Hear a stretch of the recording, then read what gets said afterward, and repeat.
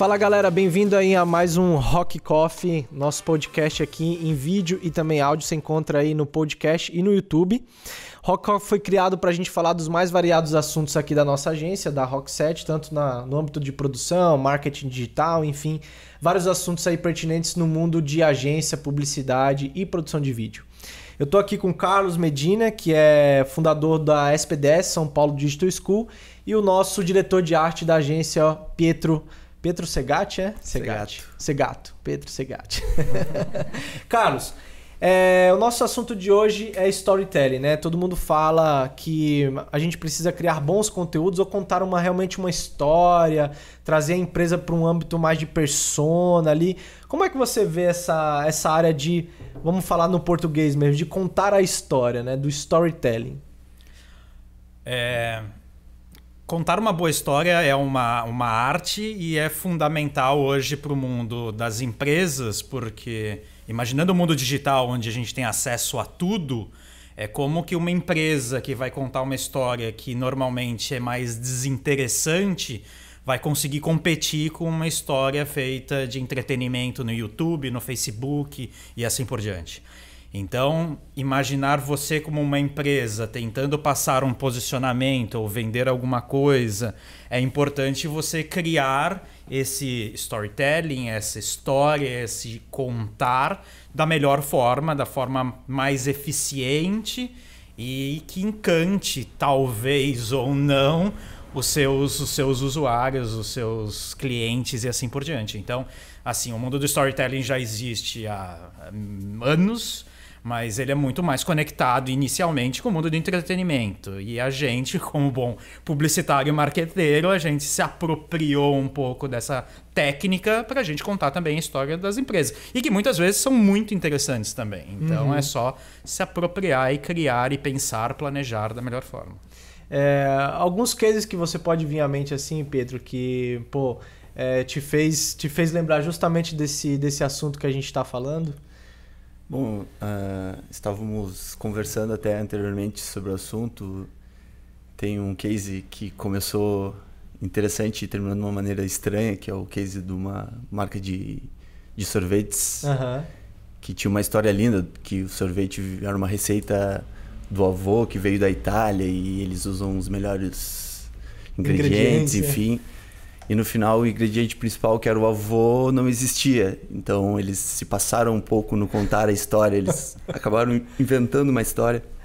Mas é interessante que tu traz o público para dentro da tua empresa, né? Para dentro da história da tua empresa e deixa mais pessoal, rola uma interação. Acho que tu captar o cliente por esse lado é interessante. Justamente pelo fato de algumas marcas, como você mesmo falou, terem histórias muito interessantes e às vezes inexploradas, né?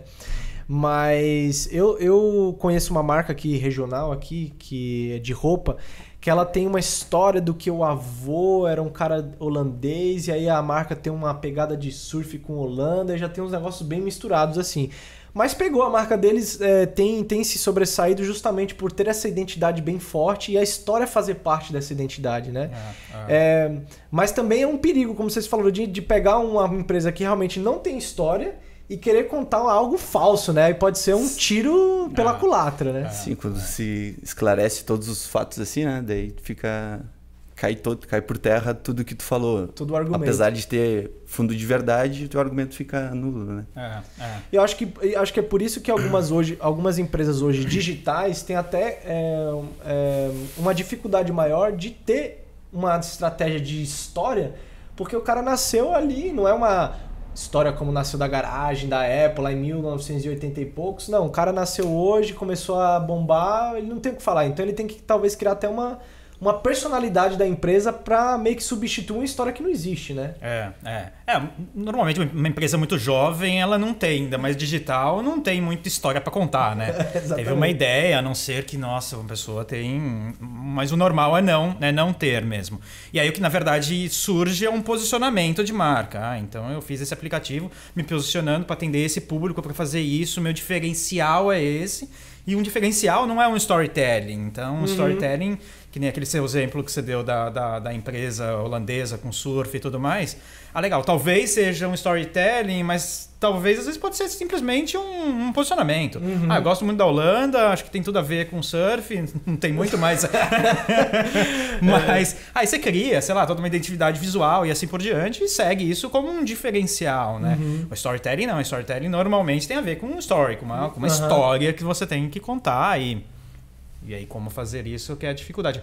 Mas ao mesmo tempo, assim, um storytelling pode ser aplicado a uma apresentação corporativa. Então, quero fazer uma apresentação corporativa da Rockset lá em São Paulo. Hein? Como que eu conto a história da Rockset? O que ela faz? Quais são os serviços? Qual é o portfólio? Como que eu ordeno esses slides? Quantos slides eu vou colocar? Então, técnicas de storytelling servem tanto para isso, para você embasar um posicionamento, a história e criar toda essa referência, como para o dia a dia do negócio da empresa. De como que eu, naqueles 30 minutos que eu tenho de reunião com aquela pessoa lá do marketing daquela empresa, como que eu faço uma apresentação legal, eficiente, não necessariamente muito longa, que vai envolver, que vai passar a essência da Rockset e vai, de repente, gerar negócios. Então, o storytelling hoje no mundo do marketing das apresentações está sendo usado de N formas. Né? Ou quando a gente precisava mostrar aqui dentro o processo de uma blindadora que é cliente nossa,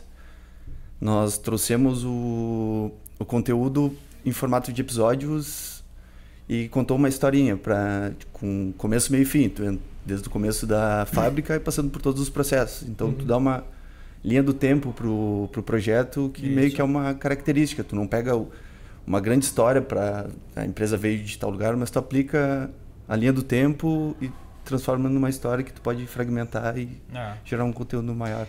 E era isso que eu queria entrar. Como a gente pode usar isso em benefício à marca, né? Porque o storytelling é apenas alguns formatos que podem ser criados para uma determinada situação, ou pode ser usado para um posicionamento de marca? Acho que essa é a pergunta. Como o Pietro falou, a gente usa talvez uma viagem ali na fábrica como uma história a contar, mas é para uma coisa específica. Pontual, e não como uma campanha de vamos usar a nossa história como campanha, né? Tipo, quando a gente deve separar as duas coisas? Putz, depende muito da história, mas quanto mais interessante for a história e quanto mais você, como empreendedor e dono daquela empresa, se identifica com toda aquela história e pode de alguma forma aplicar ao seu dia a dia, funciona muito bem. Então, digamos, uma empresa que tem um posicionamento social, ela nasceu de todo um conceito social e assim por diante, aí você monta aqui a empresa. E aí, de repente, isso pode fazer parte. Então, o storytelling do bisavô criando alguma coisa com viés social e assim por diante pode ser aplicado no dia a dia. Não, também a gente faz muito trabalho social, a gente faz aqui treinamentos e faz... Então, isso vira mistura-se a identidade e isso, na verdade, torna mais autêntica ainda toda aquela história do storytelling. Não é só uma historinha para contar para agora você vender sorvete. Não, é toda uma historinha que tem um porquê, que tem toda uma identidade com a estrutura da empresa e a gente mantém todo esse storytelling até hoje acontecendo e assim por diante. E aí, sendo mais pragmático, isso pode ser aplicado a tudo. Um storytelling bem feito... Desde um treinamento numa empresa, né? A criação de um site. Então, o storytelling tem muito a ver também com a arquitetura de que você vai montar o site. Então, vou fazer uma coisa mais burocrática, com mais páginas, mais fragmentado, vamos fazer um site one page, que uma coisa está conectada com a outra, e aí você vai criando uma campanha com várias etapas, e aí uma etapa vai falar de uma coisa, uma etapa vai falar de outra.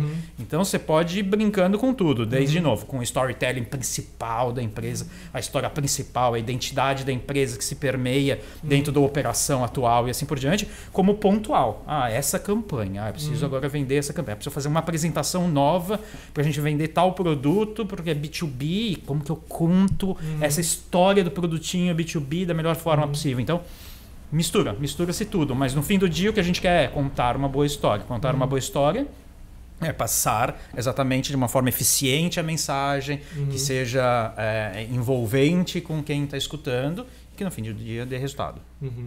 E como a gente pode usar esse tipo de situação, Pietro, dentro do que a gente trabalha? Assim, como o Carlos falou, não precisa ser só a história da empresa, mas a gente pode criar campanhas que dentro dessa campanha, como um site ali, vai criando toda uma história, né?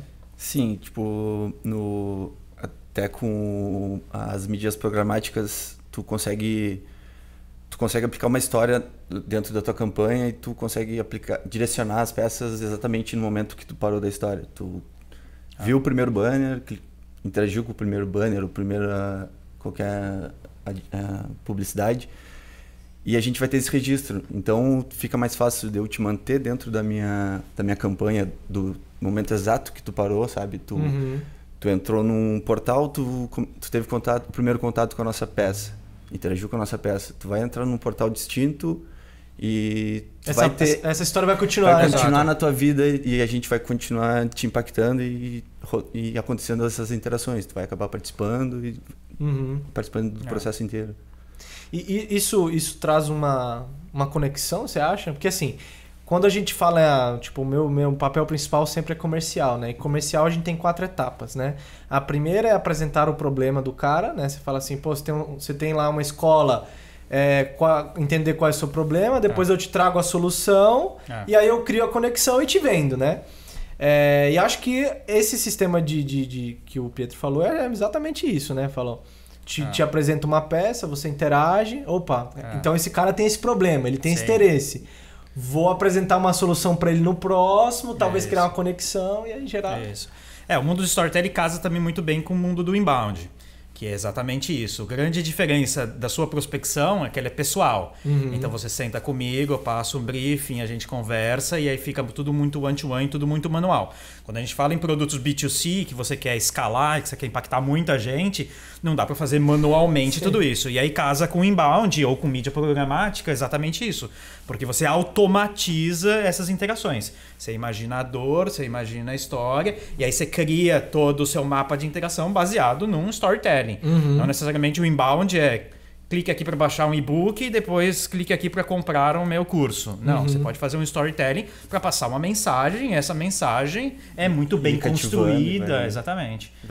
Despertando interesse, interação e expectativa. Assim, E você acha que dá para aproveitar tipo algumas ondas de memes ou essas coisas que acontecem na internet, que são ondas que surfam, e aproveitar essas ondas para contar uma história, porque assim, você já deu um exemplo muito bacana no curso, que foi a história do Troller, né? O cara tava na enchente e aí o cara tá sendo ali colocado pela TV, ele passando por essa enchente, depois a Troller foi lá atrás do cara.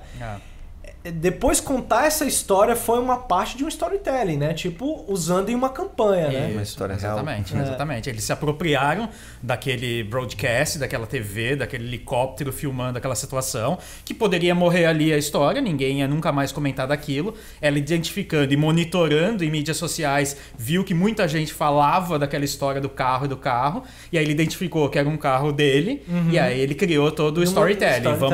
E aí tudo baseado no posicionamento da marca. Troller, o carro que você pode jogar na piscina, que ele continua andando. E aí ele falou, não, vamos atrás desse cara e vamos contar a história do que ele fez isso, sempre com um disclaimer, né? Não faça, não repita isso, mas olha que legal, o meu carro, o atributo, e tem tudo a ver com o meu storytelling, de fazer esse carro, um carro robusto, nacional. Que conecta com a história do modelo, né? Que isso foi criado porque o cara queria aquilo, queria um carro desse jeito, todo personalizado pelo jeito do criador, né? A Troller. Exatamente. Então assim, só pra entender, tipo, o storytelling não é somente pegar a história da empresa e propagar ela de uma forma bonita. Também pode ser usado coisas que acontecem no dia a dia ou que podem ser de beneficial para a empresa. Constrói-se uma campanha com storytelling, né? Ou uma mídia programática com storytelling também, né? Tipo, tá tudo interligado ali. Né? Desenvolve uma narrativa a partir de uma campanha, de um produto, de qualquer... Não necessariamente só de uma grande história.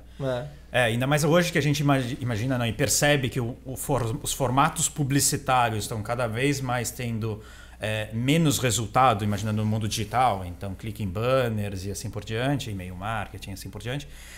Quanto mais você simplesmente não cria uma única versão e cria uma história, cria um envolvimento, cria algo sequencial e assim por diante, isso tende a dar muito mais resultado, porque é personalizado, seu nível de conhecimento e assim por diante, seu nível de interesse ou não sobre aquele produto e assim por diante, e aí isso tende a chamar mais atenção e atrair mais, e aí tende a ter mais resultado. Quantidade de informação, né? Desculpa. A gente pode cravar então que a publicidade, por exemplo, que a Renault fez foi uma espécie de storytelling com conexão da gente que era pequena e assistia Caverna do Dragão? É isso? Ou não? Não deixa... É assim, né? Que foi criada a campanha a partir de uma... Tipo, não é compra esse quid, né? É conexão com a galera que assistia Caverna do Dragão, lembrou... Foi uma recriação do negócio, tipo, foi do caramba, né? Veio todo com um buzz antes, assim, né? Com uma guerrilha antes, que vai sair o final da Caverna do Dragão e tal, não sei o que. Eu fui o que... Até o final desacreditei. Eu digo, não acredito que isso é os caras me enganando. Eu acho que não seria exatamente uma decepção. Meu Deus, os caras querem me enganar com um quid. Não, de certa forma tem um conceito de storytelling, porque é uma história, tem toda uma questão de roteiro ali muito bem construída e tudo mais. Mas é mais uma campanha focada no público, né? Entendi. Então o carro é o carro de entrada, que acompanhou de certa forma o Caverna do Dragão. Aí existia essa lacuna de não ter o último episódio, então vamos recriar colocando o nosso carro no meio e assim por diante. Foi mais uma sacada publicitária. Uma sacada publicitária, exatamente, baseada no briefing de público e demanda e entretenimento. Foi bem bacana, assim, ficou muito bem produzido, poderia ter sido um grande tiro no escuro, porque poderia ficar feio, né? Uma recriação chacota. Mas ficou muito bacana. Ao meu ver, pensei que seria esse tipo também de storytelling também, contar uma história, mas pode ser mesmo uma sacada publicitária apenas, né? Exato. Porque, na verdade, assim, não existia nenhuma... A princípio, até onde eu conheço, da Renault com a Caverna do Dragão anterior. Exatamente. Na verdade, foi algo criado ali. Pontual para uma ação, uma peça publicitária única ali. E aí... Então, assim, se tivesse alguma conexão com o anterior, com a França e assim por aí, talvez tivesse alguma história anterior. Fazer os links. Exato. Sem inventar nada, Sem inventar um avô. Beleza, então, galera. Acho que a gente fica por aqui nesse planejamento de storytelling. A gente entendeu a base aqui de construção da história da empresa junto à produção de conteúdo para as mídias sociais ou até para campanhas guiadas de programática ou até mesmo a criação de storytelling dentro do site. Ficou bem claro aqui. Vocês têm alguma coisa mais para pontuar? Acho que não. Acho que é isso mesmo. Bacana. Então é isso, galera. Obrigado aí pela participação. Vocês encontram a gente no YouTube e no Spotify com Rock Coffee. Se inscreve aí no canal e também na nossa página do Spotify. E a gente se vê na próxima. Valeu!